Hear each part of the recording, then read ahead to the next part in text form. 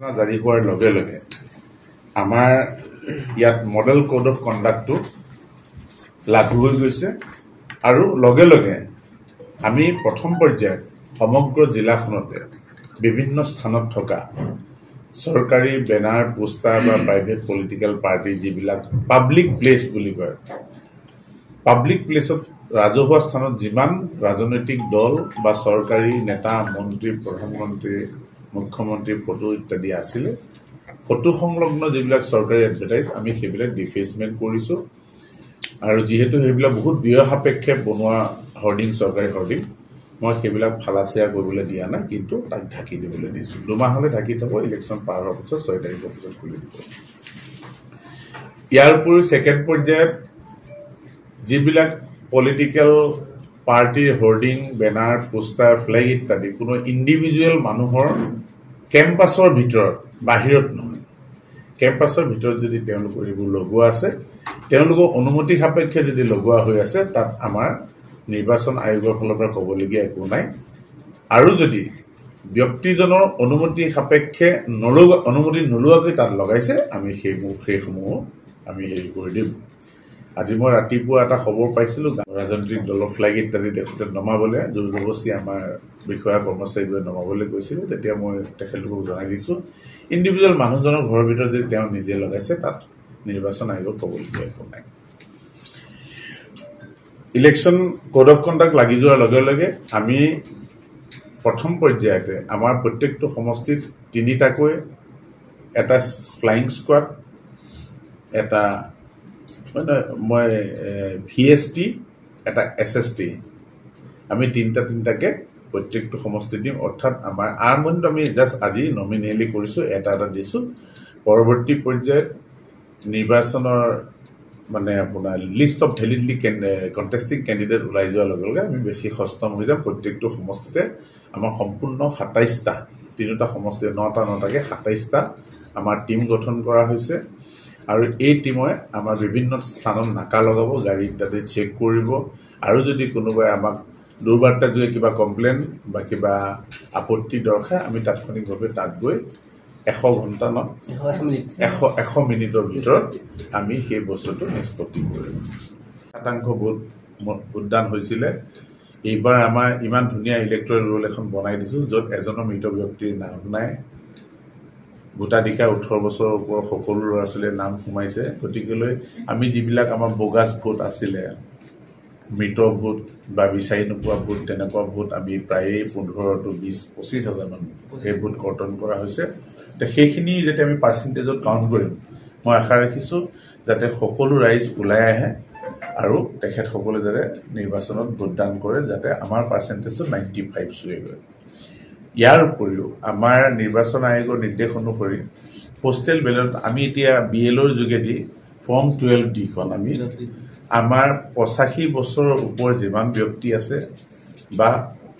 এইটো কি বুলি কয় PWD অসমীয়াত কি বুলি কয় বিশেষভাৱে সক্ষম ব্যক্তি যিসকল আছে আমাৰ কিমান থাউজেণ্ড আছে টোটেল 5600 চাম আছে আমি প্ৰত্যেকৰ ঘৰলৈ আমাৰ BLOৰ যোগতে ফৰ্ম 12D খন দিম যদি তেখেতলোকে ইচ্ছা প্ৰকাশ কৰে তেনেহ'লে তেখেতসকলে সেইখন ফিল আপ কৰিলে আমি তেখেতসকলক পোষ্টেল বেলটৰ যোগেদি তেখেতৰ ঘৰত গৈ তেখেতৰ ভোটটো আমি গ্ৰহণ কৰাৰ ব্যৱস্থা কৰিম আৰু যিসকল বিকলাংগ বা ব্যক্তিয়ে আপোনাৰ নিৰ্বাচনৰ সময়ত ভোটদাতা কেন্দ্ৰত আহি পিনে ভোট দিব ইচ্ছা কৰে পৰিস্থিতি সাপেক্ষে আমি তেখেতসকলক ঘৰৰ পৰা আনি ভোট দিয়াৰ ব্যৱস্থা কৰি দিম polling officer presiding officer first polling second polling third polling ইয়াৰ উপৰি আমাৰ পুলিং পাৰ্টি বুলি ক'লে লগত 2জন পুলিচ যাব এতেকে আমাৰ এটা পুলিং ষ্টেচনত 6জনকে যাব অৰ্থাৎ 814 6জন মাৰি দিলে মাল্টিপ্লাই কৰিলে 5000 হ'ব পাৰে প্লাছ 20% আমাৰ ৰিজাৰ্ভত থাকিব EVM 4884 থাকিব আৰু তাৰে 20% আমাৰ ৰিজাৰ্ভত থাকিব ইমাৰ্জেঞ্চিত ইউজ কৰিব পৰাকৈ আমি ফাৰ্ষ্ট পুলিং আৰু প্ৰিজাইডিং অফিচাৰসকলৰ ফাৰ্ষ্ট ৰাউণ্ডৰ ট্ৰেইনিং কমপ্লিট কৰিছোঁ এতিয়া আমাৰ শেডিউল আমি আজি বহি বনাম 7 দিনৰ আগত ফাইনেল ট্ৰেইনিংটো হ'ব আমি ফাৰ্ষ্ট ৰেণ্ডমাইজেশ্যন আমাৰ হৈ গ'ল আমি এইটো মানে ডিস্ট্ৰিক্ট ইলেকশ্যন অফিচাৰে কৰে মোৰ সন্মুখত কৰা হৈছে ইয়াৰ পাছত যেটো আমাৰ গ্ৰুপিং হ'ব হেতু ৰেন্ডমাইজেশ্যন আমাৰ মানে সন্মানীয় নিৰ্বাচন আয়োগৰ অবজাৰ্ভাৰ যিজন আহিব তেওঁ সন্মুখত হ'ব আৰু এটা কথা তাতে এই গুটেখিনিৰ পৰা আমি মাইনাস কৰিম আমাৰ মহিলাসকলক এবাৰ আমি 52টা পোলিং ষ্টেচনত মহিলা দি আমি ভোট কেন্দ্ৰটো পৰিচালিত কৰাম কাৰণ আমাৰ পুৰুষ কৰ্মচাৰী সংখ্যা খুবেই কম হেতু কাৰণে আমি যিবিলাক দুৰ্গম বা দূৰ অলপ কঠিন জায়গা আছে সেইবিলাকত আমি পুৰুষ টিমবিলাক পঠাম চহৰ অঞ্চলত আমাৰ 52টা পোলিং ষ্টেচন আছে গোটেই 52টা আমি মহিলাসকলক দি পিনে পৰিচালিত কৰিম এই 52টা পোলিং ষ্টেচনৰ ভিতৰত আমাৰ 6টা মডেল পোলিং ষ্টেচন থাকিব য'ত আমি এটো এটা সিস্টেম আপগ্ৰেডেশনৰ কাৰণে ইলেকশ্যন কমিছনৰ এক্সামিনেশ্যন চলি আছে তাতে আমি মানুহৰ বহিবৰ বাবে ৰভাঘৰ ভালকে সজাই পঢ়াই খোৱা পানীৰ ব্যৱস্থা লেক্টেটিং মাদাৰ কাৰণে মানে বাচ্চাক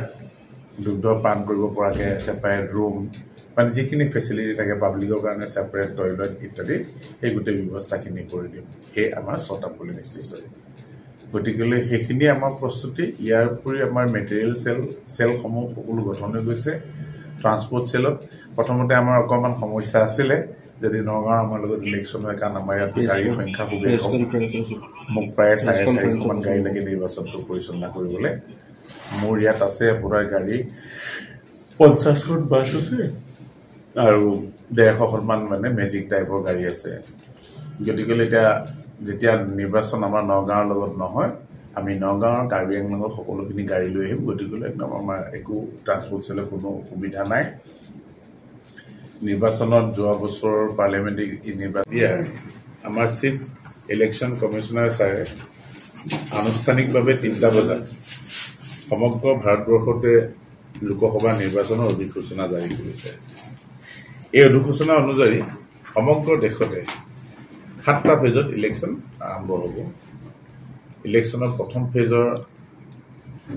পোল ডেট হ'ব 19 মাৰ্চ আৰু সামৰণি পৰিব আমাৰ 1 জুনত আমাৰ সমগ্ৰ ভাৰতবৰ্ষতে ইলেকশ্যন প্ৰক্ৰিয়াটো সম্পন্ন হ'ব আৰু 4 তাৰিখে সমগ্ৰ দেশতে কাউন্টিং আৰম্ভ হ'ব আৰু 4 তাৰিখে গধূলিলৈকে ফলাফল পাই যাব যি 7টা পৰ্যায়ত নিৰ্বাচন অনুষ্ঠিত হ'ব লোকসভাৰ আমাৰ অসমৰ 14টা লোকসভা সমষ্টিৰ বাবে আমাৰ 3টা ফেজ পৰিছে তাৰে আমাৰ প্ৰথম ফেজ অৰ্থাৎ 19 মাৰ্চত আমাৰ নিৰ্বাচনৰ তাৰিখ পৰিছে সেই অনুযায়ী এপ্ৰিল না মাৰ্চ 19 মাৰ্চ এপ্ৰিল 19 এপ্ৰিল তো আমাৰ নটিফিকেশন বাহিৰ হ'ব 20 মাৰ্চত last date of filing of nomination paper আমাৰ 27 মাৰ্চ স্ক্ৰুটনি অফ নমিনেশনস হ'ব আমাৰ 28 মাৰ্চ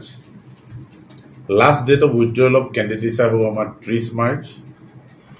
আৰু আমাৰ পোল ডেট হ'ব 19 এপ্ৰিল কাউন্টিং হ'ব 4 এপ্ৰিল 4 জুন আৰু আমাৰ নিৰ্বাচনী সমস্ত প্ৰক্ৰিয়াটো সমাপ্ত কৰা হ'ব 6 জুন তাৰিখে হেতু হৈছিল মানে সামগ্ৰিকভাৱে আমাৰ কাজিৰঙা লোকসভা সমষ্টি শোণিতপুৰ লোকসভা সমষ্টি লখিমপুৰ লোকসভা সমষ্টি ডিব্ৰুগড় লোকসভা সমষ্টি আৰু যোৰহাট লোকসভা সমষ্টি এই আপাৰ আসামৰ এই 5টা সমষ্টিৰে আমাৰ অসমৰ লোকসভাৰ 14খন আসনৰ বাবে নিৰ্বাচন হ'ব দ্বিতীয় ফেজত আমাৰ হ'ব অৰ্থাৎ হেয়া পোল ডেট পৰিছে আমাৰ 26 এপ্ৰিল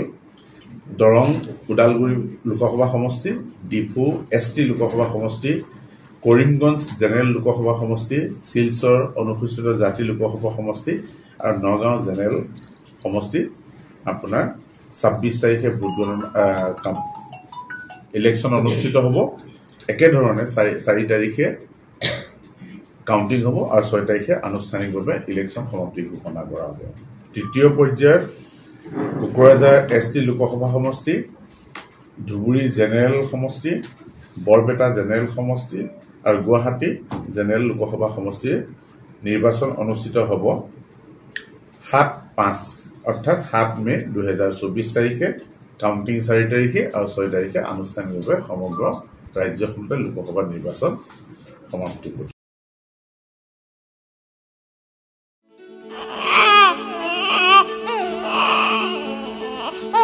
অভিনন্দন, আপোনাৰ এজনী ছোৱালী জন্ম হৈছে।